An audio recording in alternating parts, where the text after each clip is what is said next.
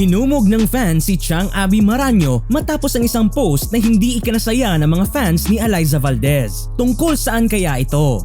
Fast to react ang mga fans ni Creamline Cool Smashers team captain Eliza Valdez tungkol sa isang post ni Chang Abby Maraño patungkol kay Jaja Santiago. Sa shared post kasi nito, na-trigger ang mga fans ni Valdez matapos niyang sabihin na si Jaja Santiago ang nag-iisang greatest of all time or GOAT ng Philippine Women's Volleyball.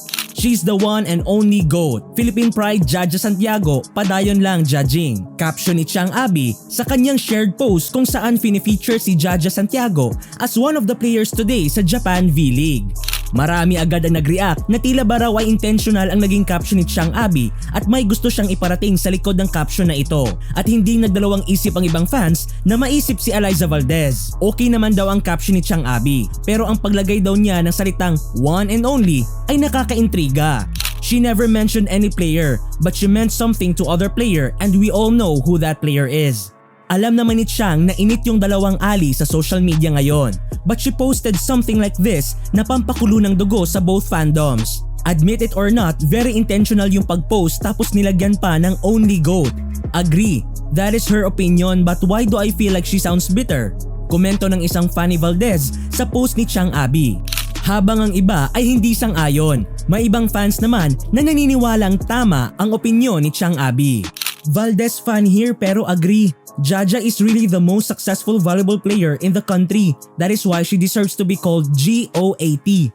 Valdez is one of the best players we have, but she didn't make noise internationally, but Jaja did. Well, it doesn't change the fact that they've been the most iconic scoring machine duo in the national team. Sila lang dalawa bumuhat sa national team dati. The rest mga kahoy lang. Hehe, no hate. Pagdating talaga sa usaping GOAT of Philippine Women's Volleyball, talagang halos mag-away na ang dalawang fandoms kung sino ba talaga ang karapat-dapat na bigyan ng naturang titulo. Sa kasalukuyan, talagang nakakabilib ang performance ni Jaja Santiago ngayon sa Japan, which she is currently the best attacker and best blocker of the league knowing the high level of playing sa Japan. Si Eliza Valdez naman ay galing sa kampyonato at pinatunayang siya pa rin ang clutch queen sa PVL. Bawat isa sa atin ay entitled sa sarili nating mga pananaw at opinyon, kaya respetuhin natin ang bawat isa. Kung ikaw ang tatanungin, sino nga ba ang dapat tawaging greatest of all time or GOAT ng Philippine Women's Volleyball?